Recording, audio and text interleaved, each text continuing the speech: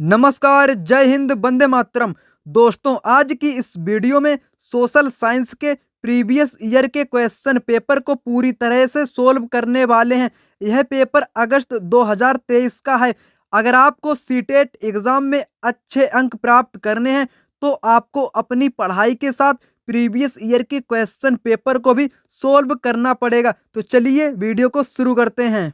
Question number 31, समताप मंडल की परिस्थितियां हवाई जहाज उड़ाने के लिए आदर्श होती हैं, सही कारण का चयन कीजिए। तो यहाँ पर बताना है आपको, जो समताप मंडल होता है उसमें ही हवाई जहाज क्यों उड़ते हैं। तो इसका कौन सा कारण यहाँ पर हो जाएगा? उच्च वायुदाब, बादलों एवं मौसम संबंधित घटनाओं से मुक्त होना, आंधी वाली परिस्थितियां यानी कि तेज पवन, निम्न वायुदाब। राइट आंसर की बात करें तो ऑप्शन नंबर 2 यहाँ पर राइट हो जाएगा। बादलों एवं मौसम संबंधित घटनाओं से मुक्त होना। जो समताप मंडल होता है उसमें किसी भी प्रकार की मौसम संबंधित घटनाएं नहीं होती हैं, इसी कारण हवाई जहाज को उड़ाने के लिए समताप मंडल आदर्श माना जाता है। तो राइट आंसर होगा यहाँ पर ऑप्शन नंबर 2। जो मौसम संबंधित घटनाएं देखने को मिलती हैं, कौन सा मंडल होगा वहां पर हो जाएगा आपका क्षोभ मंडल। वहां पर मौसम संबंधित सभी प्रकार की घटनाएं होती हैं, जैसे कि आंधी, तूफान, ओला इत्यादि। देखते हैं नेक्स्ट क्वेश्चन को। क्वेश्चन नंबर 32 कहता है कि निम्नलिखित में से यातायात का कौन सा साधन अधिक दूरी में भारी एवं बड़े आकार वाले सामानों को ढोने के लिए सबसे सस्ता कौन सा साधन होता है? सबसे सस्ता साधन होता है जलमार्ग। जलमार्ग जो होता है वो बड़े आकार वाले सामानों को ढोने के लिए सबसे सस्ता साधन है। तो राइट आंसर होगा यहाँ पर ऑप्शन नंबर 2। देखते हैं नेक्स्ट क्वेश्चन को। क्वेश्चन नंबर यहाँ पर आ चुका है 33। अपने पर्यावरण को बचाने के लिए जिस प्रकार के संसाधनों का हमें अधिक उपयोग करना चाहिए वह सुझाइए। अनवीकरणीय संसाधनों, मानव निर्मित संसाधनों, अजैव संसाधनों, नवीकरणीय संसाधनों। तो राइट आंसर यहाँ पर हो जाएगा आपका नवीकरणीय संसाधन। अगर आप नवीकरणीय संसाधनों का प्रयोग करते हैं तो उसको पर्यावरण को बचाया जा सकता है। यानी कि नवीकरण ऐसे संसाधन होते हैं जिनसे पर्यावरण को किसी भी प्रकार की नुकसान नहीं पहुंचता, यानी कि पर्यावरण को प्रदूषित नहीं करते हैं। नवीकरण संसाधन ऐसे संसाधन होते हैं जिन्हें पुनः उत्पन्न या प्राप्त किया जा सकता है। इसके अंतर्गत पवन ऊर्जा, जल ऊर्जा, सौर ऊर्जा यानी कि इसी प्रकार के साधन इसमें सम्मिलित हैं, यानी कि ये कभी समाप्त नहीं होते हैं। ऐसे संसाधन नवीकरण संसाधन कहलाते हैं। बात करें यहाँ पर क्वेश्चन नंबर 34 की। गल्फ स्ट्रीम गर्म महासागरीय जलधारा है क्योंकि ये ध्रुवों से भूमध्य रेखीय की ओर चलती है, गर्म पानी के झरनों स्रोतों द्वारा गर्म होती है, भूमध्य रेखा के निकट उत्पन्न होती है, अंतर्भौम यानी कि भूमि के नीचे से गर्म होती है। जो गल्फ स्ट्रीम जो जलधारा है, क्योंकि ये मतलब कि कैसे गर्म होती है, यही क्वेश्चन का मतलब है यहाँ पर। तो राइट आंसर यहाँ पर कौन सा होगा? राइट आंसर यहाँ पर होगा ये भूमध्य रेखा के निकट उत्पन्न होने के कारण कैसी धारा है ये गर्म जलधारा है। किस कारण से है? भूमध्य रेखा के ये निकट उत्पन्न होती है, यही इसका मुख्य कारण है। यहाँ पर बात करेंगे क्वेश्चन नंबर 35 की। 35 कहता है कि यहाँ पर मिलान करने को, कॉलम ए के साथ कॉलम 2 को यहाँ पर मिलान करना है। जो ओजोन परत होती है, ओजोन परत का किसके साथ मिलान होना चाहिए? यहाँ पर ओजोन परत। जो ओजोन परत को समताप मंडल के नाम से भी जाना जाता है, यानी कि ए का यहाँ पर हो जाएगा 3। कौन सा होगा? ए का यहाँ पर होगा 3। और मौसम संबंधित जो घटनाएं होती हैं वो किस मंडल में होती हैं दोस्तों? वो हमने अभी बताया था आपको, क्षोभ मंडल में मौसम संबंधित घटनाएं होती हैं, यानी कि सी का हो जाएगा यहाँ पर फर्स्ट। तो पहले इन दोनों को मिलान करेंगे। यहाँ पर ए का जाएगा 3 के साथ। ए का 3 किस में दिया गया है? सिर्फ और सिर्फ ऑप्शन नंबर 3 में दिया गया है। तो हम कह सकते हैं यहाँ पर सिर्फ और सिर्फ ऑप्शन नंबर 3 ही राइट इसका होगा। बी का किसके साथ जाएगा? चौथे के साथ जाएगा बी का, यानी कि जो रेडियो प्रेशर जो तरंगे होती हैं वो किस मंडल में देखने को मिलती हैं? वो बाह्य वायुमंडल की परत में देखने को मिलती हैं। जो बहिर्मंडल होता है, कौन सा दोस्तों? बहिर्मंडल में क्या होता है? पतली वायु। और बात करें अगर हाइड्रोजन जैसी गैस, जो गैसें होती हैं वो बहिर्मंडल में तैरती हैं। हाइड्रोजन आपकी हो गई और हीलियम, यानी कि ऐसी गैसें हैं जो कि बहिर्मंडल में ये गैसें तैरती रहती हैं। मौसम संबंधित घटनाएं क्षोभ मंडल में, रेडियो प्रेशर जो तरंगे होती हैं वो बाह्य मंडल, यानी कि बाह्य मंडल को आयन मंडल के नाम से भी जाना जाता है। तो ऑप्शन नंबर 3 यहाँ पर राइट हो जाएगा। यहाँ पर आ चुका है क्वेश्चन नंबर 36। निम्नलिखित कथनों में से ऊर्जा संसाधनों पर असत्य यानी कि गलत कथन का यहाँ पर आपको क्या करना है, चयन करना है, गलत कथन यहाँ पर बताना है। बायोगैस ग्रीन हाउस प्रभाव का कारण होती है। ज्वारीय ऊर्जा समाप्य ऊर्जा है यानी कि खत्म होने वाली ऊर्जा है। पवन ऊर्जा प्रदूषण मुक्त होती है। सौर ऊर्जा नवीकरणीय ऊर्जा है। तो यहाँ पर अगर गलत कथन आपको पहचानना है तो गलत कथन यहाँ पर कौन सा हो जाएगा, गलत कथन यहाँ पर आपको सिर्फ और सिर्फ ऑप्शन नंबर 2 नजर आ रहा होगा, यानी कि जो ज्वारीय ऊर्जा होती है ये नवीकरणीय संसाधन के अंतर्गत आती है, यानी कि ज्वारीय ऊर्जा कभी नहीं समाप्त होती है, लेकिन कथन कहता है कि समाप्य है यानी कि समाप्त होती है, तो गलत हो जाएगा। तो राइट आंसर यहाँ पर आपको गलत वाला बताना, तो गलत यहाँ पर है आपका ऑप्शन नंबर 2। देखते हैं नेक्स्ट क्वेश्चन को। यहाँ पर आ चुका है क्वेश्चन नंबर 37। कहता है कि अक्षांशों के बारे में निम्नलिखित कथनों पर विचार कीजिए और कौन सा यहाँ पर सही कथन है, यानी कि सही वाला यहाँ पर आपको बताना है। उत्तर ध्रुवीय वृत्त विषुवत रेखा के 23.5 डिग्री उत्तर में स्थित है, गलत हो जाएगा। यानी कि जो उत्तर में 23.5 डिग्री स्थित होता है उस रेखा को क्या कहते हैं, उस रेखा को दोस्तों कहते हैं कर्क रेखा। क्या कहते हैं, कर्क रेखा कहते हैं। जो 23.5 डिग्री दक्षिण में स्थित होती है उसे कहते हैं मकर, यानी कि दोनों, यानी कि ऑप्शन नंबर 2 भी यहाँ पर कैसा होगा, गलत हो जाएगा। अगर बात करें यहाँ पर कर्क रेखा दक्षिणी गोलार्ध से होकर गुजरती है। कर्क रेखा कहाँ से गुजरती है, ये गुजरती है उत्तरी गोलार्ध से, यानी कि 3 भी यहाँ पर कैसा होगा, गलत हो जाएगा। हमें बताना है यहाँ पर सही कथन, तो राइट आंसर होगा ऑप्शन नंबर 4। ऑप्शन नंबर 4 कहता है कि मकर रेखा दक्षिणी गोलार्ध से होकर गुजरती है, बिल्कुल सही बात है। जो मकर रेखा होती है 23.5 डिग्री दक्षिणी में स्थित है, यानी कि दक्षिणी गोलार्ध में यह रेखा स्थित है, जबकि कर्क रेखा 23.5 डिग्री उत्तरी गोलार्ध में स्थित है। सभी कथन यहाँ पर गलत होंगे, सिर्फ और सिर्फ ऑप्शन नंबर 4 यहाँ पर राइट हो जाएगा। यहाँ पर आ चुका है क्वेश्चन नंबर 38। तटीय क्षेत्रों में समुद्रीय गुफाएं बनती हैं, समुद्री गुफाओं के निर्माण के लिए उपयुक्त कारण चयन कीजिए। यानी कि ये जो क्वेश्चन आपसे पूछा गया है ये क्लास 7th ज्योग्राफी से पूछा गया है। तरंगों द्वारा अपरदन एवं निक्षेपण से ये आकृति का निर्माण होता है। तो कहने का मतलब है राइट आंसर यहाँ पर होगा आपका ऑप्शन नंबर 1। तरंगों द्वारा अपरदन एवं निक्षेपण से जो तटीय क्षेत्र होते हैं तो वहां पर क्या बनती हैं, समुद्रीय गुफाएं बनती हैं। ठीक, तो राइट आंसर होना चाहिए आपका यहाँ पर ऑप्शन नंबर 1। नेक्स्ट क्वेश्चन यहाँ पर आ चुका है क्वेश्चन नंबर 39। कहता है कि यदि ग्रीनविच यामोत्तर समय दोपहर के 12 बजे का है तो 45 डिग्री पूर्वी देशांतर पर क्या समय होगा। आपको इस प्रकार के क्वेश्चन भर भर के एग्जाम में पूछे जाते हैं, यानी कि एक क्वेश्चन आपके एग्जाम में पूछा ही जाना है। तो इस प्रकार के क्वेश्चन कैसे करेंगे, तो चलिए हम आपको बताते हैं। यहाँ पर जो यामोत्तर रेखा को जो समय बताया गया है यहाँ पर कितना है, 12 बजे है। ठीक, और आपको बताना है 45 डिग्री पूर्वी देशांतर का। आपको मालूम होगा कि 1 डिग्री में कितने मिनट होते हैं दोस्तों, 1 डिग्री में होते हैं 4 मिनट। तो 45 डिग्री में कितने मिनट होंगे, तो 45 का गुणा जब हम लोग 4 में करेंगे तो कितना मान आएगा, 180 मिनट आ जाएगा। 180 मिनट में कितने घंटे होंगे, साधारण सी बात है, 180 मिनट में हो जाएंगे आपके 3 घंटे। कितने घंटे होंगे, 3 घंटे हो जाएंगे। इतनी बात क्लियर हो चुकी है। अब आगे बात करेंगे, कितने घंटे हो चुके थे, यहाँ पर 3 घंटे हो चुके थे। अब यहाँ पर किसकी बात की गई थी, पूर्वी देशांतर। पूर्वी देशांतर में समय को क्या करते हैं, प्लस करते हैं, यानी कि जोड़ते हैं। तो इसको जोड़ेंगे 12 में, कितने घंटे आगे होंगे, यानी कि समय कितना हो जाएगा, यहाँ पर आ जाएगा 3 बजे। यानी कि यहाँ पर दोपहर के 12 बजे की बात की गई थी, तो दोपहर के 12 बजे में अगर 3 घंटे ऐड करेंगे तो कितना बच जाएगा, तो साधारण सी बात है 3 बजे अपराह्न, यानी कि 3 बजे दोपहर यहाँ पर राइट आंसर हो जाएगा। इस प्रकार के प्रश्न आप बिल्कुल सरल तरीके से कर सकते हैं। देखते हैं नेक्स्ट क्वेश्चन को, क्वेश्चन नंबर 40। निम्नलिखित में से ग्लोब के बारे में सही कथन को यहाँ पर चुनना है, यानी कि सही कथन आपको यहाँ पर बताना है। तो राइट आंसर कौन सा होगा, यहाँ पर ग्लोब पर अक्षांश और देशांतर रेखाएं खींचे गए हैं, बिल्कुल सही बात है। यह अपने अक्ष पर झुकी हुई अवस्था में है, बिल्कुल सही कथन है।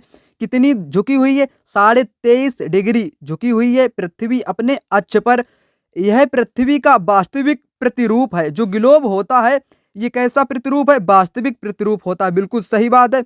यह अंडाकार आकृति में है। कैसी आकृति में है, अंडाकार आकृति में नहीं है, यानी कि जो पृथ्वी का आकार है वो कैसा है, चपटी है और बीच में कैसी है, उभरी है, इसीलिए पृथ्वी को भू आभ भी कहते हैं। क्या कहते हैं दोस्तों? भू आभ भी कहते हैं। किस कारण कहते हैं? क्योंकि पृथ्वी बीच से कैसी हुआ है, उभरी हुई है, इसीलिए उसको भू आभ भी कहते हैं।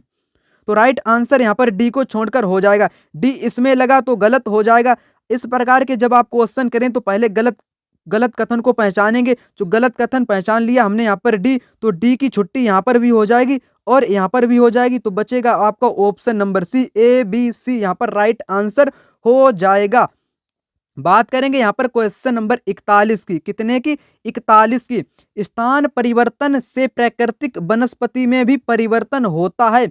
सदाबहार वृक्ष भूमध्यवर्ती प्रदेश के समीप ही क्यों उगते हैं? तो राइट आंसर क्या होना चाहिए? जहां पर क्या होगा, भारी वर्षा होगी, यानी कि भारी वर्षा होगी और उच्च तापमान होगा, वहां पर क्या होंगे, वहां पर सदाबहार वृक्ष भूमध्यवर्ती प्रदेश के समीप ही उगते हैं। जो भूमध्यवर्ती प्रदेश होते हैं वहां पर क्या होता है, भारी वर्षा होती है और उच्च तापमान रहता है। तो राइट आंसर यहाँ पर होगा आपका ऑप्शन नंबर डी। अब बात करें यहाँ पर क्वेश्चन नंबर 42 की। ग्लोब को दो बराबर भागों में बांटने वाली खींची गई काल्पनिक रेखा को कहते हैं विषुवत रेखा या भूमध्य रेखा। क्या कहते हैं? विषुवत रेखा कहो चाहे भूमध्य रेखा कहो, जो कि पृथ्वी को दो बराबर भू भागों में बांटती है, ये आपकी रही विषुवत रेखा। यानी कि इसका मान होता है 0 डिग्री, ठीक 0 डिग्री इसका मान होता है। इसके ठीक ऊपर में आपकी होती है कर्क रेखा, जो कि 23.5 डिग्री उत्तरी गोलार्ध में, और नीचे होती है मकर, जो कि 23.5 डिग्री दक्षिणी गोलार्ध में स्थित होती है। इतनी बात आप सभी लोग याद रखेंगे। और इसके बीच का, यानी कि कर्क और मकर रेखा के जो बीच का क्षेत्र होता है, ये कैसा क्षेत्र होता है? उष्णकटिबंधीय क्षेत्र होता है। अब बात करेंगे यहाँ पर क्वेश्चन नंबर 43 की, जो कि मिलान करने से संबंधित क्वेश्चन है। जो स्थानांतरित कृषि, वाणिज्य अनाज कृषि और गहन निर्वाह कृषि, चलवासी पशुचारण कृषि यहाँ पर दिया गया है। इसका यहाँ पर क्या करना है दोस्तों? मिलान करना है। तो चलिए मिलान को करते हैं। यहाँ पर मिलान को करते हैं। स्थानांतरी जो कृषि होती है ये किस क्षेत्र में की जाती है? संघन वन वाले क्षेत्र में। कैसे क्षेत्र में? संघन वन वाले क्षेत्र में। एक बात आप यहाँ पर सुनेंगे, जो स्थानांतरित कृषि होती है इसको कर्तन दहन कृषि भी कहते हैं। क्यों कहते हैं? कर्तन का मतलब होता है कि जला देना और उस पर कृषि करना। वन जहां होंगे वहीं पर तो कर्तन दहन कृषि की जाएगी, यानी कि वनों को काटा जाएगा, जलाया जाएगा। जली हुई राख किसका काम करेगी? उपजाऊ भूमि का काम करेगी। यानी कि स्थानांतरित कृषि का जो यहाँ पर मिलान होगा संघन वन वाले क्षेत्र। कैसा? संघन वन वाले क्षेत्र के साथ यहाँ पर हो जाएगा। अगर बात करें वाणिज्य अनाज कृषि की, किसकी? वाणिज्य अनाज कृषि कैसी होती है? ये कहाँ पर की जाती है? ये की जाती है शीतोष्ण घास के मैदानों में। यानी कि बी का यहाँ पर ऑप्शन जाएगा चौथे के साथ। किसके साथ? चौथे के साथ। यहाँ पर बात की गई है चलवासी पशुचारण।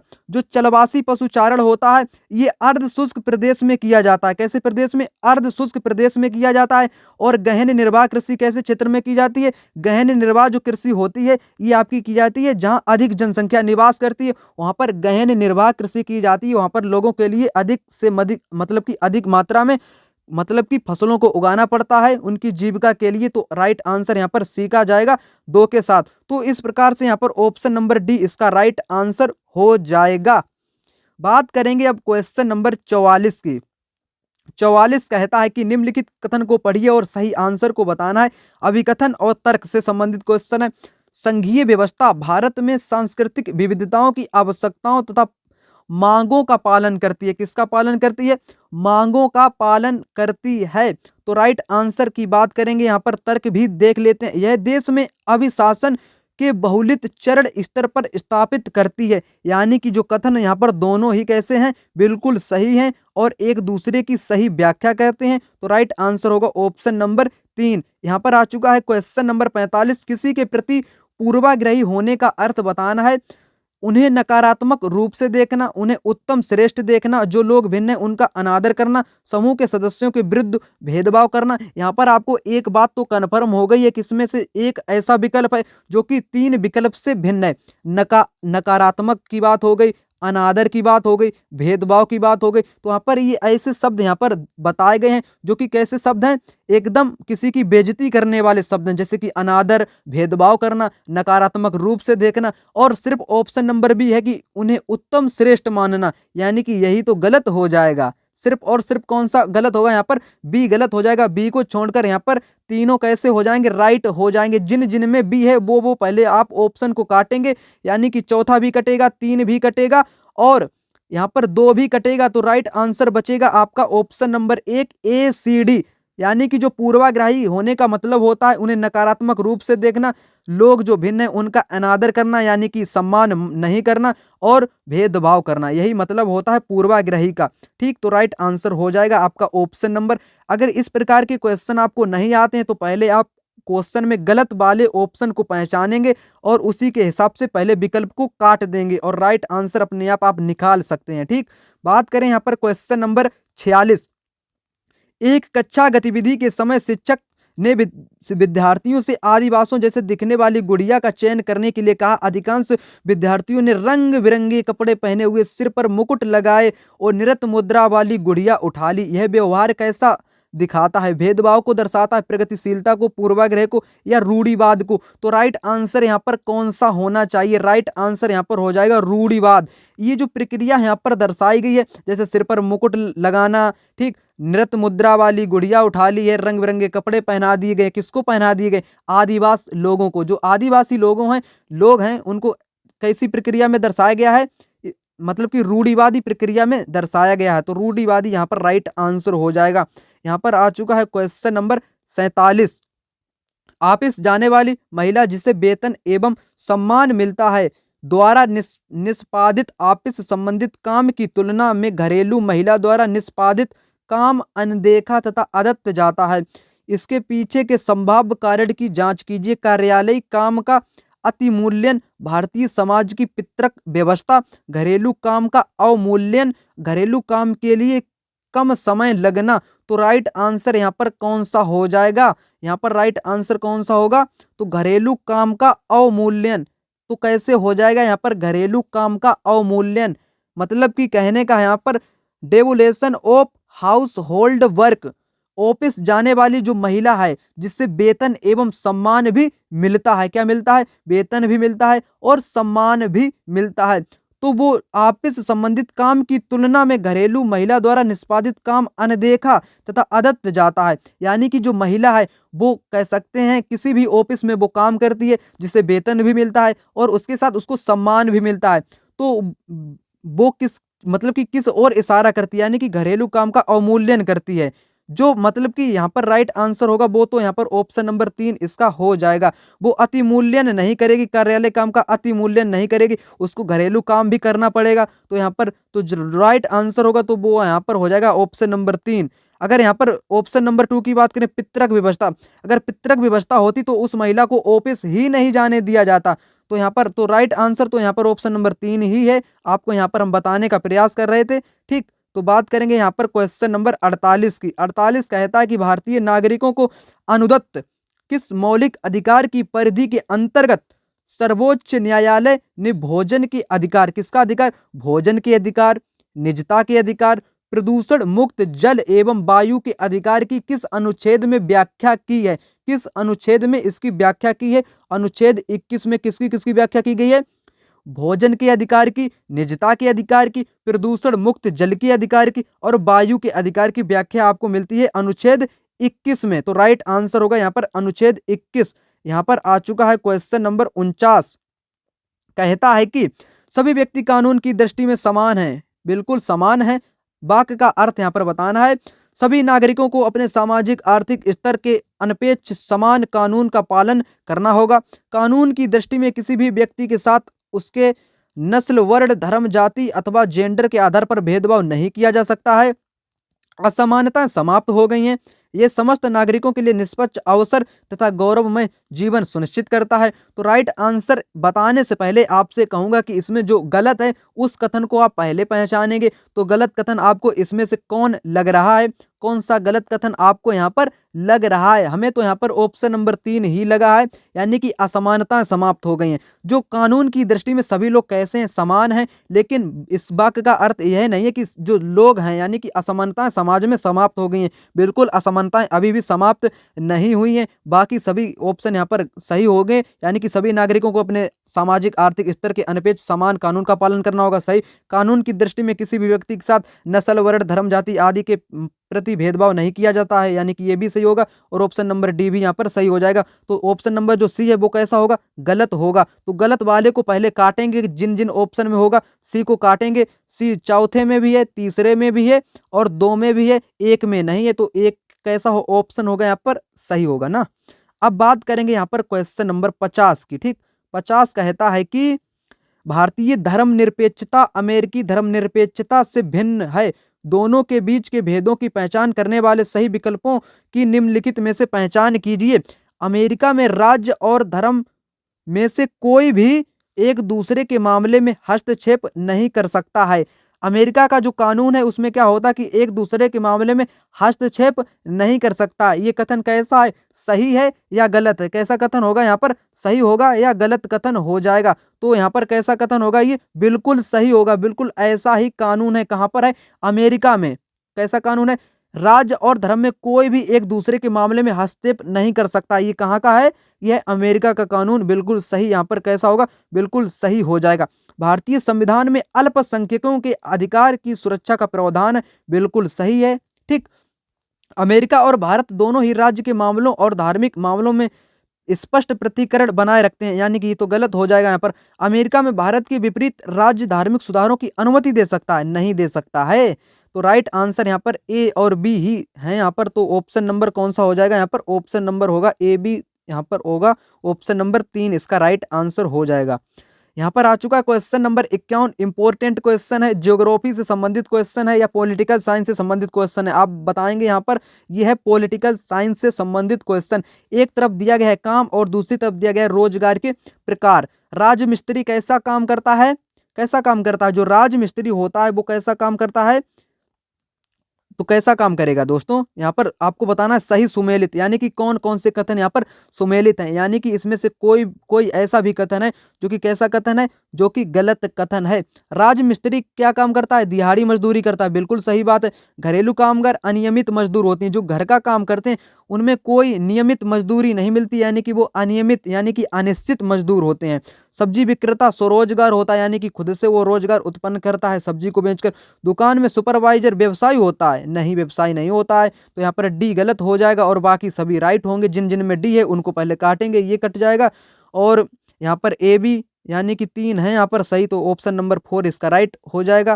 क्वेश्चन नंबर 52 कहता है कि ग्रामीण क्षेत्रों से शहरी क्षेत्रों में बढ़ते प्रवसन परिणाम स्वरूप शहरों में औद्योगिक स्थलों के निकट स्लम क्षेत्रों में वृद्धि देखी गई है। क्वेश्चन का मतलब है कि जो ग्रामीण क्षेत्र के लोग हैं वो जब शहरों में पहुंचते हैं तो क्या होता है कि जो शहर के जो औद्योगिक स्थल हैं उसके पास स्लम क्षेत्र में वृद्धि होती है।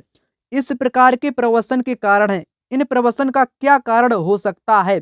शहरी क्षेत्र में जीवन के स्तर में अधोगति, यानी कि अगर वो लोग कहाँ जाते हैं? शहरी क्षेत्रों में, मतलब कि शहरी क्षेत्र में जाते हैं तो उनके जीवन के स्तर में क्या होता है? अधोगति, यानी कि लिविंग स्टैंडर्ड्स। तो यहाँ पर कैसा होगा? बिल्कुल गलत हो जाएगा। ये कारण यहाँ पर नहीं है। ग्रामीण कामगार बाजार में विघटन, जो ग्रामीण क्षेत्र के लोग होते हैं वो बाजार में क्या होते हैं? विघटन हो जाते हैं। ये तो यहाँ पर कथन सही हो जाएगा। घटी हुई कृषि उत्पादकता, यानी कि जो ग्रामीण क्षेत्र के जो लोग हैं वहां पर क्यों पहुंचते हैं शहरी क्षेत्र में? जब ग्रामीण क्षेत्र की जो कृषि उत्पादकता है वो घट जाती है, इसी कारण ग्रामीण क्षेत्र के लोग बड़ी संख्या में शहरों में पहुंचते हैं। ये भी एक कारण माना गया है। तो यहाँ पर बी और सी कैसे होंगे? सही होंगे। ग्रामीण क्षेत्र में बढ़ी हुई कुशल कार्यबल की संख्या, ये नहीं, ये कैसा होगा? ये तो गलत हो जाएगा। यहाँ पर बी और सी कैसे हैं? सही है। तो बी सी यहाँ पर राइट आंसर होगा आपका ऑप्शन नंबर 3। यहाँ पर बात करेंगे क्वेश्चन नंबर 53 की, निम्नलिखित में से किन सेवाओं को सार्वजनिक सेवाओं में सम्मिलित किया जा सकता है? यानी कि ऐसी सेवाएं कौन कौन सी हैं जो सर्वव्यापक हैं, जो कि पब्लिक सर्विस हैं। ठीक, पुलिस सेवाएं भी पब्लिक सर्विस हैं, यानी कि सार्वजनिक सेवाएं हैं। न्यायिक सेवाएं भी और शैक्षिक सेवाएं भी सभी जगह उपलब्ध हैं, लेकिन निर्माण सेवाएं नहीं है, यानी कि डी को छोड़कर यहाँ पर सभी राइट हो जाएंगे। डी जिन जिन ऑप्शन में है पहले उसको काट देंगे। ए का खेल खत्म, यानी कि दूसरे का भी खेल खत्म और चौथे का भी खेल खत्म। बचा कौन सा? ऑप्शन नंबर 3 बचा, तो राइट हो जाएगा। यहाँ पर आ चुका है क्वेश्चन नंबर 54। कहता है कि निम्नलिखित में से किन घटनाओं की पहचान अनुसूचित जाति अनुसूचित जनजाति अत्याचार रोकथाम अधिनियम 1989 के उल्लंघन के रूप में की गई है?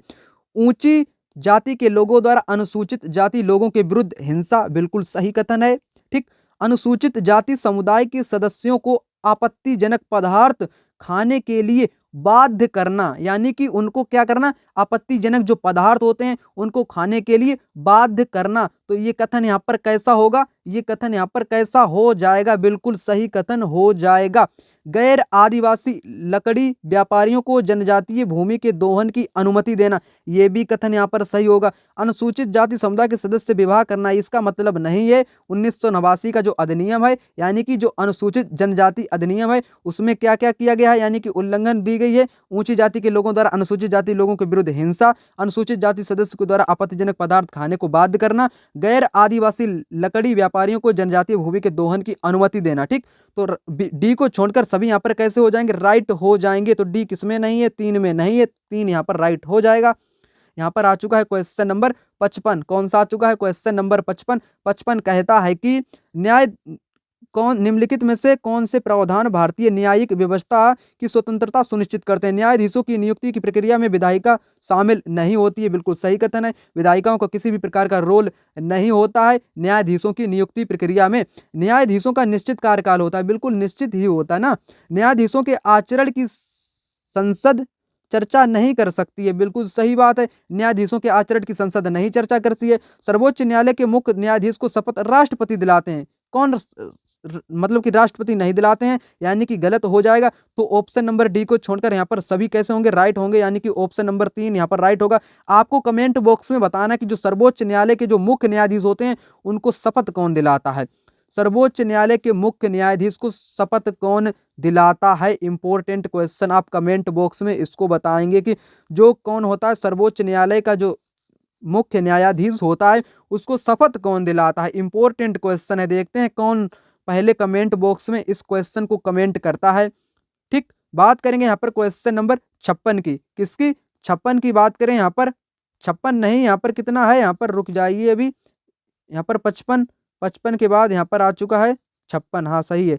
56 के बाद मध्याह्न भोजन योजना के विद्यार्थियों में जातिगत पूर्वाग्रहों को कम करने में सहायता की गई है तथा सामाजिक न्याय को बढ़ावा दिया गया है।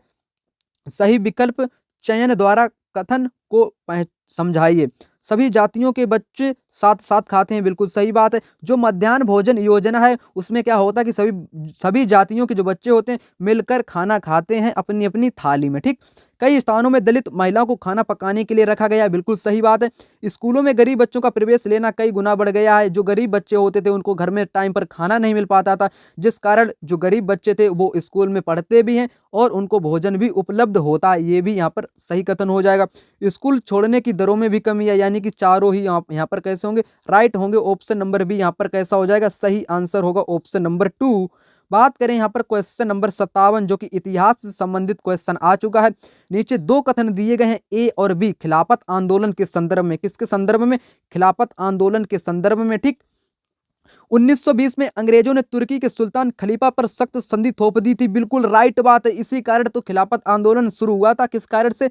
1920 में जो अंग्रेज थे, अंग्रेज ने क्या किया? जो तुर्की के जो सुल्तान थे यानी कि जिन्हें खलीफा भी कहा जाता था, उन पर क्या कर दिया? संधि थोप दी। भारतीय मुसलमान चाहते थे कि पुराने ऑटोमन साम्राज्य में स्थित पवित्र मुस्लिम स्थानों पर खलीफा का नियंत्रण हो जाए। क्या चाहते थे? कि वहां पर मुसलमानों का ही नियंत्रण रहे, वो यही चाहते थे। लेकिन कथन में कह दिया गया है कि नहीं होना चाहिए, तो कथन कैसा हो गया? गलत हो गया। लेकिन हकीकत में मुसलमान यही चाहते थे कि जो पवित्र मुस्लिम स्थान है उस पर खलीफा का ही नियंत्रण रहना चाहिए। यानी कि खलीफा किसे कहते थे? तुर्की के सुल्तान को खलीफा कहते थे। वो चाहते थे कि मेरा ही वहां पर नियंत्रण रहे, लेकिन यहाँ पर कथन में नहीं कर दिया तो गलत हो जाएगा। तो ए यहाँ पर सही है, परंतु बी गलत हो जाएगा।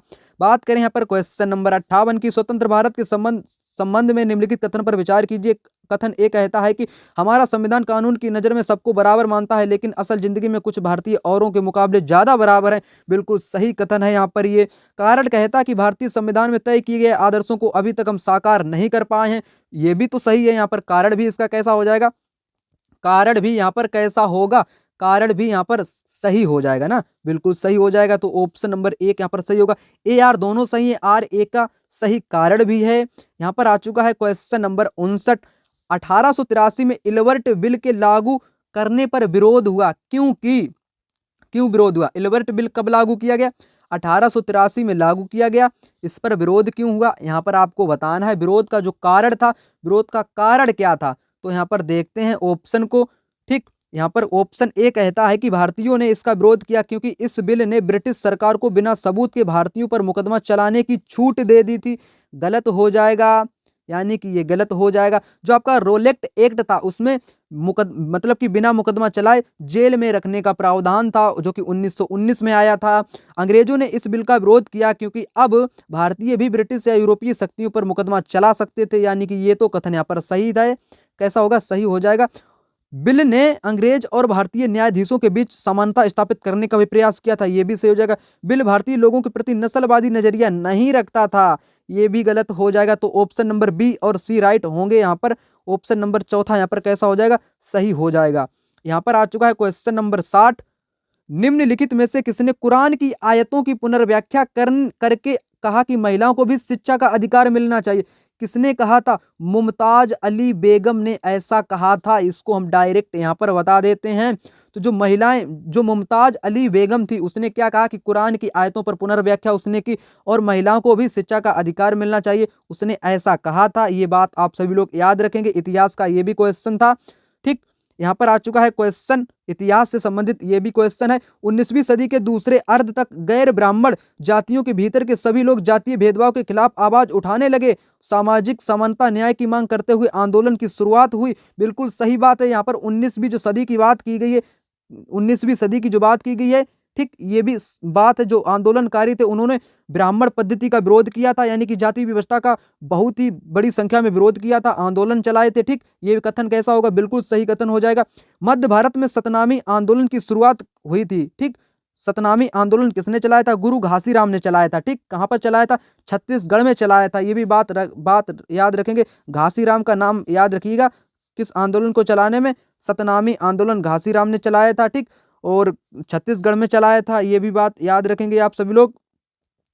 जिन्होंने चमड़े का काम करने वाले, ठीक, इसमें दिया भी है, घासीराम ने की थी। जिन्होंने चमड़े का काम करने वालों के बीच काम किया, उन्होंने संगठित किया कि उनकी सामाजिक स्थिति में सुधार के लिए आंदोलन किया। तो कौन सा यहाँ पर कथन सही हो जाएगा? कौन सा यहाँ पर कथन सही हो जाएगा? तो राइट कथन यहाँ पर होगा। दोनों सही हैं और एक दूसरे का उदाहरण भी है, यानी कि दोनों कथन यहाँ पर सही हो जाएंगे। दोस्तों, यहाँ पर आ चुका है क्वेश्चन नंबर 62 कहता कि निम्न जातियों की दुर्दशा पर ज्योतिबा राव फूले की 1873 में आई किताब का नाम क्या था? किताब का नाम था गुलामगिरी। याद रखेंगे आप सभी लोग, गुलामगिरी उनकी पुस्तक का नाम था, जो कि 1873 में आई थी। अब बात करते हैं क्वेश्चन की। क्वेश्चन में पूछा गया जो किताब समर्पित हुई भारत के उपनिवेशवाद विरोधी आंदोलन के राष्ट्रवादियों को, नहीं, बिल्कुल गलत। अमेरिकी गृह युद्ध में दास प्रथा का विरोध करने में, बिल्कुल सही बात है।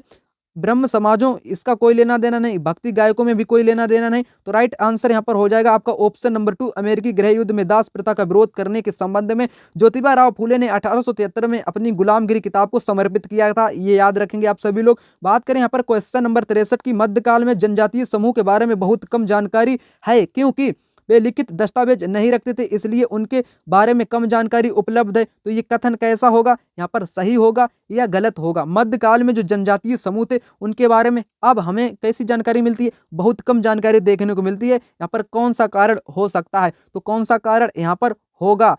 ठीक, तो कारण यहाँ पर एक ही हो जाएगा। और बाकी कारणों को भी यहाँ पर देखते हैं। ब्रिटिश शासन के स्थापित होने के बाद लोगों की नजर में आ तो पाए थे, लेकिन यह कारण उनका सटीक नहीं था, यानी ये तो गलत होगा। वे अलगाव में थे और एकांत में रहते थे, ये भी गलत हो जाएगा।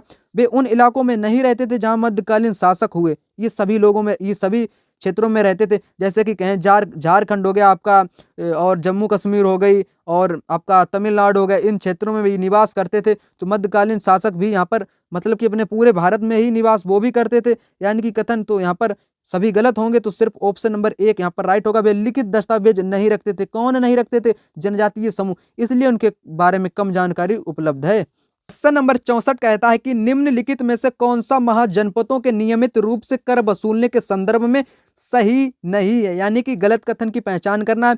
आखेटकों तथा संग्राहकों को भी जंगल से प्राप्त वस्तुओं को राजा को देनी होती थी, बिल्कुल सही बात है।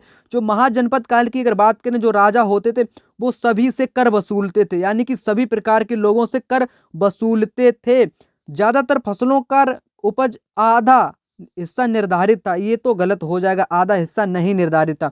चरवाहों को जानवरों या उनके उत्पाद के रूप में कर देना पड़ता था, इनको भी देना पड़ता था। व्यापार में खरीदी व बेची जाने वाली वस्तुओं पर भी कर लगाया जाता था, मतलब कि सभी प्रकार से कर लगाया जाता था। तो राइट आंसर यहाँ पर कौन सा होगा? ऑप्शन नंबर 2 होगा, जो कि गलत कथन है, गलत ही आपको यहाँ पर बताना था। ठीक, बात करें यहाँ पर क्वेश्चन नंबर 65 की। क्वेश्चन नंबर 65 कहता है कि 12वीं शताब्दी में प्रयुक्त प्रौद्योगिकी के संदर्भ में निम्नलिखित में से कौन सा कथन सत्य है? मेहराबों का निर्माण अधिरचना को भार स्थानांतरित करने के लिए किया जाता था, बिल्कुल सही कथन है। मेहराब का मध्य भाग आधारशिला कहलाता था, गलत है। मेहराब का जो मध्य भाग था वो कुछ और ही कहलाता था, जिसको अभी मुझे याद नहीं आ रहा है, लेकिन आधारशिला नहीं कहलाता था। अगर आपको यहाँ पर याद आ चुका है तो आप कमेंट बॉक्स में इसको बता देंगे। ठीक, तो यहाँ पर बी को छोड़कर राइट होगा, ऑप्शन नंबर 1 यहाँ पर राइट हो जाएगा।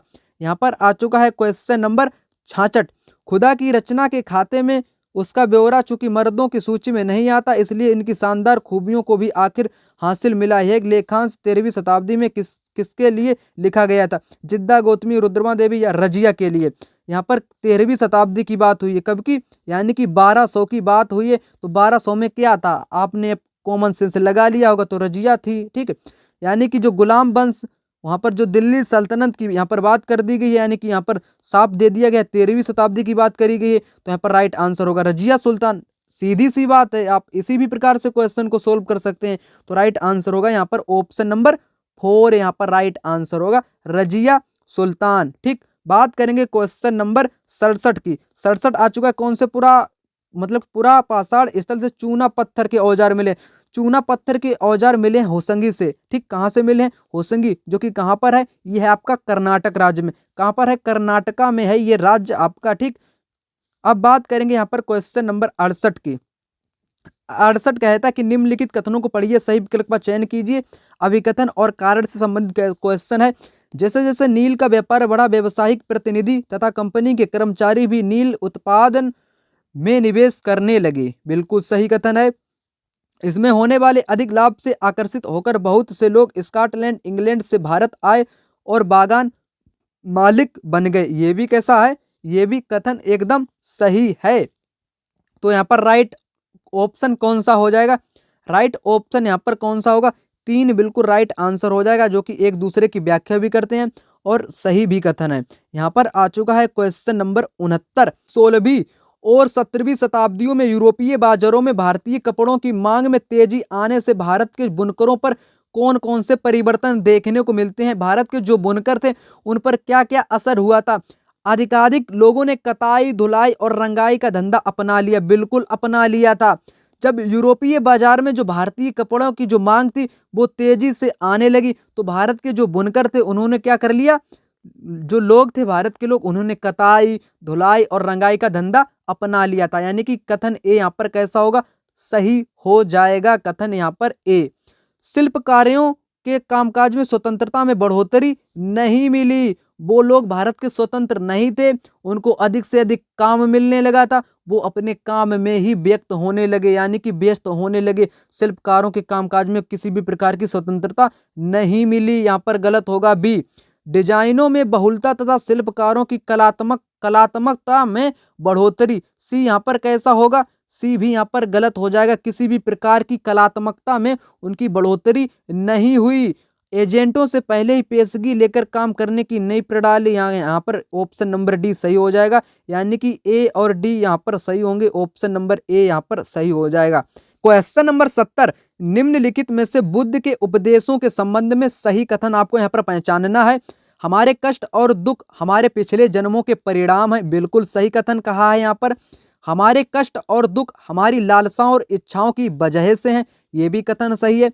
एक खुशहाल जीवन के लिए बुद्ध के सभी अनुयायियों और उनके आदेशों को मानना, पालन करना आवश्यक था, किसी भी प्रकार का आवश्यक नहीं था। तो यहाँ पर सिर्फ ए और बी ही सही होंगे। यहाँ पर ए बी सी यहाँ पर दिया गया है, ऑप्शन नंबर 3 यहाँ पर राइट हो जाएगा।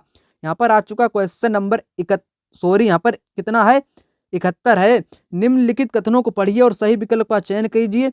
अभिकथन कहता है कि सामाजिक विज्ञान का कला के साथ परस्पर दृढ़ संबंध है, बिल्कुल सही बात है। जो सामाजिक विज्ञान है इसका किसके साथ संबंध है, कला के साथ बहुत ही घनिष्ठ संबंध है। तो यहाँ पर कैसा होगा, बिल्कुल सही हो जाएगा।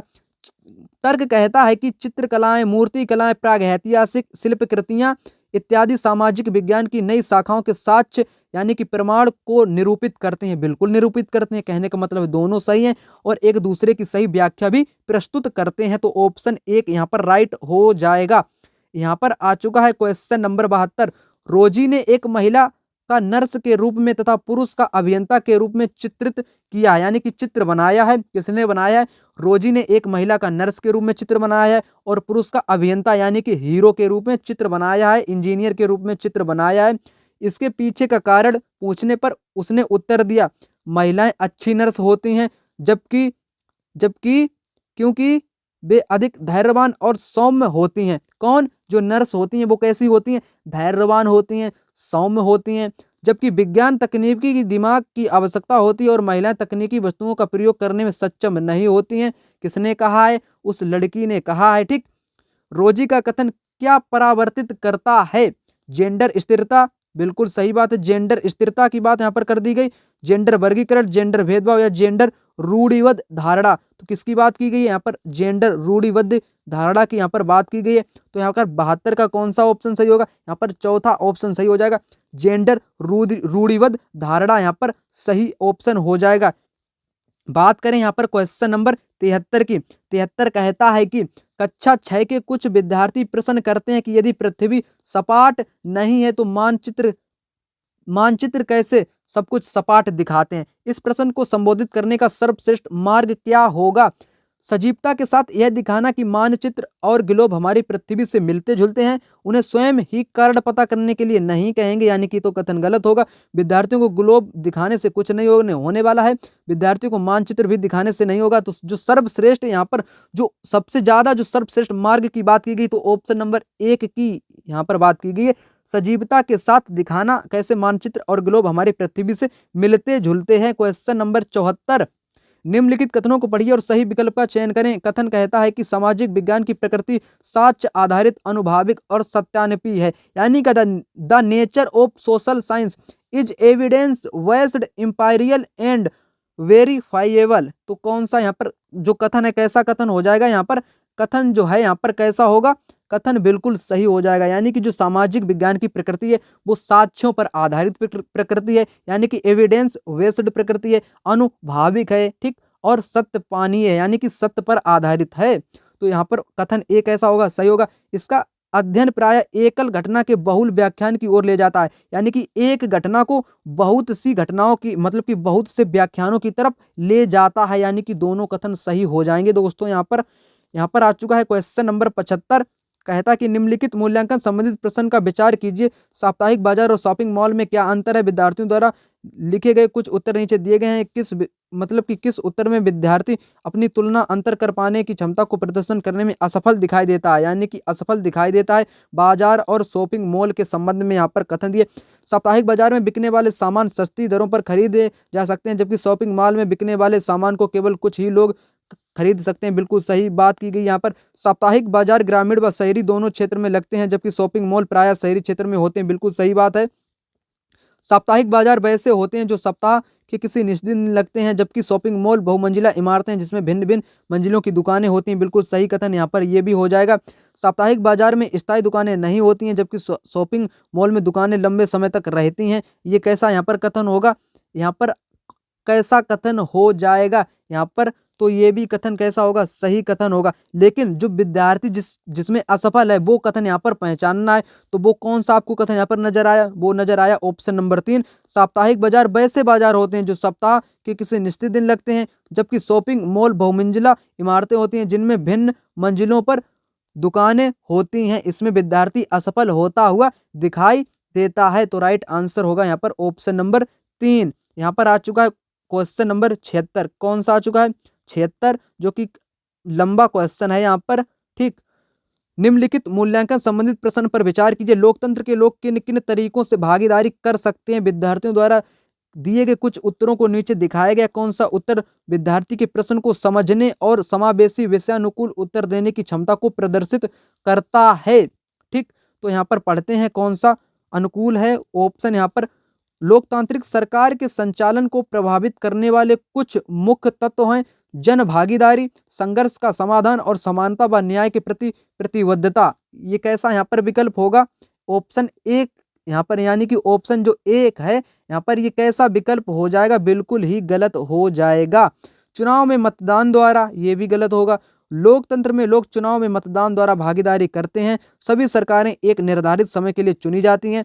भारत में यह अवधि 5 वर्ष की होती है। कितने वर्ष की होती है, 5 वर्ष की होती है। मतलब कि कथन तो यहाँ पर सही है। मतदान, धरना, रैली, सामाजिक आंदोलन, ये यहाँ पर राइट आंसर हो जाएगा और सभी यहाँ पर गलत हो जाएंगे। मतदान, धरना, रैली, आंदोलन यहाँ पर सही हो जाएंगे। यानी कि जो विद्यार्थी, कौन सा उत्तर विद्यार्थी के प्रश्न को समझने और समावेशी विषयानुकूल उत्तर देने की क्षमता को प्रदर्शित करना है। कौन सा क्षमता को प्रदर्शित करता है, मतदान और धरना, रैली, सामाजिक आंदोलन ही प्रदर्शित करता है। यहाँ पर आ चुका है क्वेश्चन नंबर 77। कहता है कि निम्नलिखित गतिविधियां बच्चों में समाज में महिलाओं के काम को लेकर आलोचनात्मक सोच विकसित करने में मदद करती है। विद्यार्थियों को महिलाओं व पुरुषों में के बराबरी महत्व पर बल देते हुए नारे लिखने के लिए कहना। ठीक, विद्यार्थियों को ये निरीक्षण करने के लिए कहना कि महिलाओं और पुरुषों को अलग कितना फुर्सत का समय मिलता है और इसके बारे में विचार करना, ऐसा क्यों। विद्यार्थियों को छात्रों के विद्यालयों में उपस्थित संबंधित आंकड़ों को दिखाना और इसका उनके नौकरी पाने के अवसरों पर पड़ने वाले प्रभावों के बारे में चर्चा करने के लिए कहना। तो यहाँ पर कौन सा विकल्प सही हो जाएगा, तो कौन सा विकल्प यहाँ पर सही होगा, तो यहाँ पर जो ए कहता है कि विद्यार्थियों को महिलाओं व पुरुषों में बराबरी के महत्व पर बल देते हुए नारे लिखने को कहना। बच्चे नारे नहीं लिख पाएंगे। आलोचनात्मक सोच की यहाँ पर बात की गई है। आलोचनात्मक सोच, जो कि आलोचनात्मक सोच विकसित करने में मदद करता है। कौन मदद करेगा यहाँ पर, ऑप्शन नंबर बी और सी, यानी कि विद्यार्थी निरीक्षण करने के लिए कहना कि महिलाओं और पुरुषों को अलग अलग कितना फुर्सत का समय मिलता है और इनके बारे में विचार करना, ऐसा क्यों। यानी कि जब यहाँ पर बच्चे क्या करेंगे, विचार करेंगे, यानी कि आलोचनात्मक सोच विकसित होगी। और ऑप्शन नंबर सी के में कैसे उनकी आलोचनात्मक सोच विकसित होगी, विद्यार्थी को छात्रों के विद्यालयों में उपस्थित संबंधित आंकड़ों को दिखाएंगे। ठीक, और इसका उनके नौकरी पाने के अवसर पर पड़ने वाले प्रभावों के बारे में चर्चा करेंगे। तो वो क्या करेंगे, आलोचनात्मक दृष्टि से सोच विकसित करेंगे। तो ऑप्शन नंबर बी और सी ही यहाँ पर राइट आंसर होंगे। Option number 2 right. Question number 78। यहाँ पर क्वेश्चन काफी आपको लंबे लंबे देखने को मिलते हैं, आपको यहाँ पर टाइम ज्यादा लग रहा है। शासन व्यवस्था के विषय पर कक्षा लेते समय विद्यार्थियों में सामाजिक जागरूकता और आलोचनात्मक विचार कौशल दोनों विकसित करने के लिए निम्नलिखित में से किस प्रश्न को पूछा जा सकता है। क्या विकसित करने के लिए, जागरूकता, आलोचनात्मक विचार। ठीक, यहाँ पर आप जब इस प्रकार के क्वेश्चन करें तो जो मुख्य पॉइंट है उसको हाईलाइट करेंगे, यानी कि पेन से वहां पर हाईलाइट करेंगे। विद्यार्थी में सामाजिक जागरूकता और आलोचनात्मक और कौशल के विचार वहां पर क्या करेंगे, विकसित। तो कौन सा यहाँ पर राइट होगा, कौन सा यहाँ पर राइट हो जाएगा। ठीक, राजतंत्र और लोकतांत्रिक सरकार के बीच 3 अंतर सूचीबद्ध कीजिए। हमने देखा कि हमारी महामारी के दौरान स्वास्थ्य का बोझ चिकित्सकों और अगुआ स्वास्थ्य कर्मियों के विषम रूप से ज्यादा पड़ा। क्या आपके विचार में बेहतर सेवा शर्तों की मांग को लेकर सरकार के समक्ष उनका प्रदर्शन करना जायज है?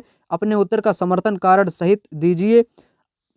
वर्षा ऋतु में जब बारिश होती है आपके घर के आसपास जल जमाव हो जाता है, आप अपने पड़ोसियों के साथ मिलकर इस समस्या का समाधान निकालने का फैसला करते हैं। स्थानीय, राज्य या केंद्र में किस स्तर की शासन व्यवस्था के पास शिकायतें करेंगे? लोकतांत्रिक सरकार की क्या विशिष्टताएं होती हैं? तो सबसे जो उपयुक्त कथन होगा यहाँ पर कैसे आलोचनात्मक विकसित करे, सामाजिक जागरूकता भी विकसित करे और कौशल भी विकसित करे। तो कौन सा ऑप्शन यहाँ पर कौशल को भी विकसित करता है, आलोचनात्मक को भी विकसित करता है और सामाजिक जागरूकता को भी विकसित करता है। तो ऑप्शन नंबर यहाँ पर 2 विकसित करता है। कौन सा? बी यहाँ पर सामाजिक को भी विकसित करता है, यानी कि जागरूकता को भी बढ़ावा देता है, आलोचनात्मक को भी। ठीक, यहाँ पर बात करें यहाँ पर क्वेश्चन नंबर 79, एक शिक्षिका अपनी पाठ योजना के लिए अपेक्षित अधिगम उद्देश्य इस प्रकार लिखती है। विद्यार्थी साप्ताहिक बाजार की तुलना शॉपिंग कॉम्प्लेक्स के साथ करने में सक्षम होंगे।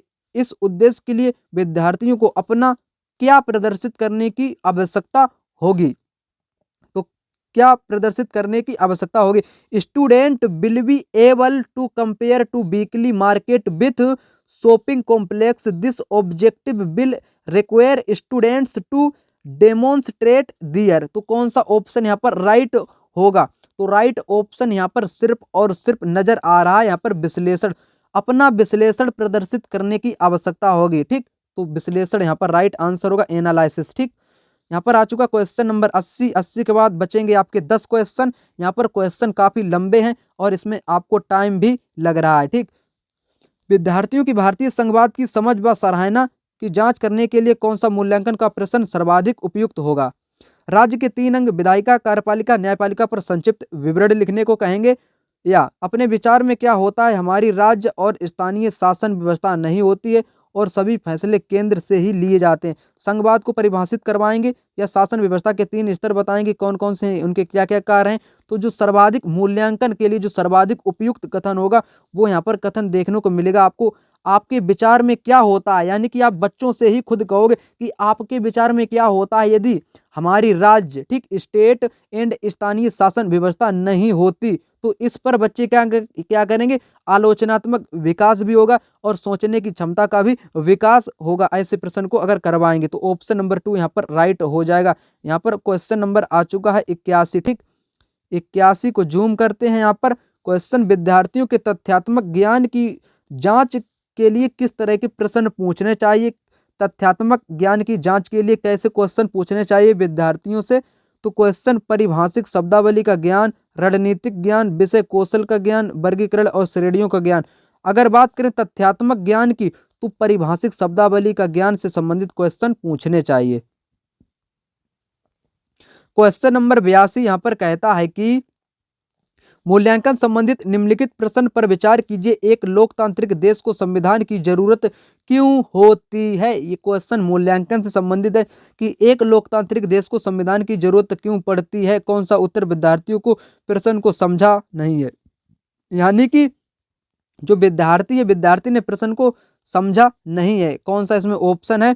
विद्यार्थी सी कहता है कि संविधान यह सुनिश्चित करता है कि कोई प्रबल समूह अशक्त समूहों पर अपनी शक्ति का प्रयोग ना करे, अपनी शक्ति का प्रयोग ना करे। यहाँ पर कैसा होगा? ये तो कैसा हो जाएगा? यहाँ पर सही हो जाएगा, यानी कि समझा नहीं है, उसने समझा है इसको। ठीक, विद्यार्थी डी कहता है कि संविधान में वे नियम समाविष्ट हैं जो सुनिश्चित करते हैं कि अल्पसंख्यक उस किसी भी चीज को वर्जित ना हो तो बहुसंख्यकों को नित्य उपलब्ध है। ये भी सही कथन है। विद्यार्थी ए कहता है कि संविधान उन नियमों को पेश करता है जो हमारे राजनीतिक नेताओं द्वारा सत्ता के दुरुपयोग से रक्षा करते हैं। ये भी कथन सही है। और विद्यार्थी बी कहता है कि संविधान हमें एक नियमावली देता है जिसके आधार पर एक देश का शासन किया जाता है। तो यहाँ पर कैसा कथन होगा? ये वाला, जो विद्यार्थी प्रश्न को समझा नहीं है। तो यहाँ पर इसने प्रश्न को नहीं समझा है, जो कि गलत उत्तर दे दिया है। तो यही पर राइट आंसर हो जाएगा कि संविधान हमें एक नियमावली देता है। क्या देता है? नियमावली देता है जिसके आधार पर एक देश का शासन किया जाता है। गलत कथन, तो गलत यहाँ पर बताना है, यानी कि विद्यार्थी ने इस प्रश्न को अच्छे ढंग से नहीं समझा है और इन तीनों ने इस प्रश्न को समझ लिया है। क्वेश्चन नंबर 83 कहता है कि निम्नलिखित कथनों को पढ़िए और सही विकल्प का चयन कीजिए। अभिकथन और कारण से संबंधित क्वेश्चन। अभिकथन कहता है कि विद्यार्थियों को चित्र के द्वारा दुनिया के अलग अलग क्षेत्रों की भिन्न भिन्न प्रकार की वनस्पतियों के बारे में समझाने हेतु कतरन रजिस्टर, कैसा रजिस्टर? कतरन रजिस्टर, यानी कि स्क्रैप बुक एक कारगर तरीका होता है। बिल्कुल होता है। एक कतरन रजिस्टर स्क्रैप बुक का मूल्यांकन, उसमें इस्तेमाल विभिन्न सामग्रियों के मूल्य के आधार पर ही किया जाना चाहिए, नहीं किया जाना चाहिए, यानी कि गलत हो जाएगा। ठीक, तो यहाँ पर गलत हो जाएगा ऑप्शन नंबर आपका, यानी कि कारण गलत होगा और सभी सही हो जाएंगे। ए सही परंतु आर गलत सही होगा। यहाँ पर आ चुका है यहाँ पर क्वेश्चन नंबर 84। विद्यार्थियों को भारत की चुनाव प्रक्रिया के बारे में सुपरिचित कराने के लिए निम्नलिखित में से कौन सी मतलब कि शिक्षा शास्त्रीय विधि श्रेष्ठ होगी। पेडागोजिकल जो मेथड होगा यहाँ पर कौन सा वेस्ट होगा, तो कौन सा यहाँ पर वेस्ट होगा। विद्यार्थियों को उनके पड़ोस में चुनाव संबंधित सर्वे करने को कहेंगे। स्थानीय चुनाव पर वृत्त चित्र दर्शाएंगे। किसी विशेषज्ञ को व्याख्यान के लिए आमंत्रित करेंगे। अगर किसी विशेषज्ञ की हमेशा बात करें तो ये हमेशा कथन गलत होता है, किसी विशेषज्ञ को बुला ले, आमंत्रित कर ले। ठीक, कक्षा में कक्षा प्रतिनिधियों के लिए चुनाव करना ये एकदम बेस्ट तरीका होगा। कैसा तरीका होगा? बेस्ट तरीका होगा। कक्षा के जो विद्यार्थी हैं उनके द्वारा ही प्रतिनिधियों के लिए चुनाव आयोजन कराना, इससे बच्चा आसानी से समझ सकता है चुनाव प्रक्रिया को। ठीक, राइट होगा यहाँ पर ऑप्शन नंबर 4। बात करें यहाँ पर क्वेश्चन नंबर 85 की आदिवासियों और चलवासी पशुचारियों मतलब कि चरवाहों के जीवन के प्रति विद्यार्थियों को संवेदनशील बनाने हेतु श्रेष्ठ संभाव्य अभ्यास होगा। कौन सा अभ्यास होगा? बकरवालों पर चलचित्र और वृत्त चित्र दिखाना। आदिवासी और चलवासी पशुचारों पर सामूहिक चर्चा करने से कुछ नहीं होगा। पाठ पुस्तक पढ़ने से भी कुछ नहीं होने वाला। व्याख्यान सेमिनार से भी नहीं होगा। तो किससे होगा? बकरवालों और चलचित्र पर वृत्त चित्र दिखाएंगे। आदिवासी और चल पशु चारकों के बारे में उनके जीवन के प्रति में बच्चे ढंग से समझ पाएंगे। तो ऑप्शन नंबर 1 यहाँ पर सही होगा। ठीक, बात करेंगे यहाँ पर क्वेश्चन नंबर 86। कहता कि विद्यार्थियों द्वारा जल के इस्तेमाल पर सामूहिक चर्चा करते समय शिक्षक को श्यामपट्ट का इस्तेमाल निम्नलिखित में से किस तरह करना चाहिए? श्यामपट्ट का प्रयोग संकल्पनाओं, विषय वस्तुओं और मुद्दों के आधार पर प्रतिक्रियाओं को व्यवस्थित करने के लिए। विद्यार्थियों की बातों को सुनना और लेकिन उनका अभिलेखन आवश्यक नहीं है। ठीक, चर्चा में कही गई हर बात को अभिलेखित करना। वे विद्यार्थी जो कक्षा में होनहार माने जाते हैं उनकी प्रक्रिया को लेख लेना। तो कौन सा यहाँ पर श्यामपट्ट का इस्तेमाल करना सही होगा? ठीक, मतलब कि विद्यार्थियों द्वारा जल के इस्तेमाल पर सामूहिक चर्चा करते समय शिक्षक को श्यामपट्ट का इस्तेमाल निम्नलिखित में से करना चाहिए। ऑप्शन नंबर 1 संकल्पनाओं, विषय वस्तुओं और मुद्दों के आधार पर करना चाहिए। ठीक, राइट आंसर होगा आपका ऑप्शन नंबर 1। यहाँ पर आ चुका है क्वेश्चन नंबर 87। इसके बाद आपके रहने वाले हैं 3 और क्वेश्चन। आपराधिक न्याय प्रणाली, कौन सा पाठ बच्चे पढ़ रहे हैं? आपराधिक न्याय प्रणाली पाठ खत्म होने पर एक शिक्षक उच्च प्राथमिक कक्षाओं के विद्यार्थियों को जिला न्यायालय ले जाता है। ठीक, यह अवलोकन निम्नलिखित में से कौन सा उद्देश्य को पूरा या पूरे करते हैं? ऑप्शन ए कहता है न्यायालयों के प्रकार का अनुभव करना तथा वकीलों, न्यायाधीशों और कर्मचारियों की भूमिकाओं पर बातचीत करना। कैसा कथन यहाँ पर हो जाएगा? ये वाला कथन कैसा होगा? यहाँ पर बिल्कुल सही कथन हो जाएगा। न्याय पाने के लिए चुनौतियों को दिखाना तथा व्यवस्था के बारे में भय पैदा करना। क्या पैदा करना? डर, भय पैदा करना। गलत होगा ना।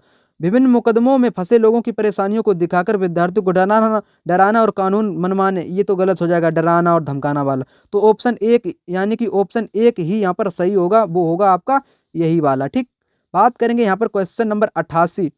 88 कहता है कि उष्ण कटिबंध की संकल्पना को समझाने के लिए बच्चे को निम्नलिखित संकल्पना ए से डी में से किनकी प्राथमिकता होनी चाहिए? किस किस चीज को बच्चों को समझाएंगे? यहाँ पर उष्ण कटिबंध को समझाएंगे। देशांतर, ग्लोब, आतपन या अक्षांश, कौन सा यहाँ पर? पहले यहाँ पर आप गलत वाला साबित कर लेंगे तो इसका आंसर आपको आसानी तरीके से मिल जाएगा। उष्ण कटिबंध बच्चों को यहाँ पर समझाना है, किसका यहाँ पर प्रयोग नहीं किया जाएगा, किस संकल्पना को मतलब कि प्रयोग नहीं करना है। यहाँ पर कौन सा होगा यहाँ पर राइट आंसर? यानी कि यहाँ पर आपको क्या दिख रहा है? कौन सा ऑप्शन यहाँ पर दिख रहा है? देशांतर। देशांतर का कुछ भी मतलब नहीं होता है उष्ण कटिबंध दिखाने के लिए, जबकि अक्षांशों का वहां पर मतलब होता है। जैसे कि आपका ये हो चुका है यहाँ पर ग्लोब, यहाँ पर आपको दिखाना है उष्ण कटिबंध, तो यहाँ पर हो चुकी है आपकी विषुवत यानी कि भूमध्य रेखा, नीचे आपकी मकर, ऊपर कर्क। ठीक, इन्हीं के बीच का क्षेत्र क्या होता है? उष्ण कटिबंध। तो इसमें कौन देशांतर जो रेखाएं होती हैं वो ऐसी ऐसी होती हैं। ठीक, ऐसी ऐसी होती हैं मतलब सीधी सीधी, यानी कि उत्तर से दक्षिण की ओर इसमें किसी भी प्रकार का महत्व नहीं देखने को मिलता है, यानी कि देशांतर रेखाओं की इसमें प्राथमिकता नहीं होगी। तो देशांतर यहाँ पर गलत होगा। ए जिन जिन पे है तो गलत हो जाएगा वो ऑप्शन, यानी कि 1 में भी है, 2 में भी है, 3 में है, तो ये गलत होंगे। तो सही कौन सा होगा? फिर 4 हो जाएगा ना सही। ग्लोब, आतपन और अक्षांश की जरूरत पड़ेगी उष्ण कटिबंध को समझने के लिए। ठीक, क्वेश्चन नंबर 89, निम्नलिखित में से कौन सी सामाजिक विज्ञान के संदर्भ में भ्रांत धारणाएं हैं? यह एक गैर उपयोगी विषय है। ये भी कैसी धारणा है? एक धारणा है, भ्रांत धारणा है। सही है। प्राकृतिक विज्ञान सामाजिक विज्ञान से श्रेष्ठ है। ये कैसी धारणा है? भ्रांत धारणा है या नहीं धारणा है? तो यहाँ पर ये भी एक भ्रांत धारणा हो जाएगी। ये अतिशय तथ्यों को रटने पर पुरस्कृत करता है। ये भी एक भ्रांत धारणा है। यानी कि अक्सर लोग कहते हैं कि तुम इतिहास पढ़ते हो तो यार इतिहास की तिथियों को रटना पड़ता है, ये करना पड़ता है। ये भी कैसी धारणा है? भ्रांत धारणा है। सामाजिक विज्ञान में विशेषता प्राप्त विद्यार्थियों के नौकरी के विकल्प केवल एकेडमी में ही हैं। ये भी क्या होगा यहाँ पर? ये भ्रांत धारणा नहीं है। तो जो भ्रांत धारणा सामाजिक विज्ञान के संदर्भ में देखने को मिलती है, गैर उपयोगी विषय, प्राकृतिक विज्ञान सामाजिक विज्ञान से श्रेष्ठ, अतिशय तथ्यों को रटने पर पुरस्कृत करता है, सामाजिक विज्ञान में विशेषता प्राप्त विद्यार्थियों के विकल्प केवल एकेडमी में ही हैं। तो यहाँ पर राइट आंसर कौन सा होगा? राइट आंसर तो यहाँ पर ये भी यहाँ पर भ्रांत धारणा के अंतर्गत आ जाएगा। केवल मतलब कि जो कैसा है, विशेषता प्राप्त विद्यार्थी उसी को नौकरी मिलेगी, ऐसा भी कहा जाता है। तो यहाँ पर सभी ऑप्शन कैसे होंगे? सभी ऑप्शन सही हो जाएंगे, सभी भ्रांत धारणाएं के अंतर्गत आएंगी। ऑप्शन नंबर 2 यहाँ पर राइट हो जाएगा। अंतिम क्वेश्चन आ चुका है, क्वेश्चन नंबर 90 कहता है कि क्या कहता है कि निम्नलिखित कथनों को पढ़िए और सही विकल्प का चयन कीजिए। अभिकथन और तर्क से संबंधित क्वेश्चन। नागरिक शास्त्र से राजनीतिक विज्ञान नामावली में परिवर्तन समकालीन भारत के मामलों के प्रति ध्यान वापस लाने के लिए किया गया था। कैसा कथन होगा? बिल्कुल सही कथन होगा। यानी कि जो नागरिक शास्त्र है उसका प्रयोग जब राजनीतिक विज्ञान के रूप में होने लगा, यानी कि समकालीन भारत के मामलों के प्रति उसको देखने लगा, तो उसी को कहने लगे राजनीतिक विज्ञान। यानी कि नागरिक शास्त्र का जो कदम बढ़ चुका था, किसकी तरफ बढ़ चुका था? समकालीन भारत की तरफ, तो उसी को कहने लगे राजनीतिक विज्ञान। तर्क कहता कि ब्रिटिश राज के प्रति भारतीयों में बढ़ती अनिष्ठा की पृष्ठभूमि में औपनिवेशिक काल के समय भारतीय स्कूल पाठचर्या में नागरिक शास्त्र आया था। यानी कि आया था, बिल्कुल सही बात। तर्क भी यहाँ पर सही है। तो ऑप्शन नंबर 2 यहाँ पर राइट आंसर हो जाएंगे। मैंने आपको यहाँ पर 31 से लेकर 90 यानी कि 60 क्वेश्चन करा दिए हैं, बिल्कुल फास्ट तरीके से। अगर वीडियो आपको अच्छा लगा हो तो वीडियो को लाइक करें, चैनल को सब्सक्राइब करें। मिलते हैं किसी अन्य वीडियो में, तब तक के लिए धन्यवाद। आपका दिन शुभ रहे। जय हिंद, वंदे मातरम।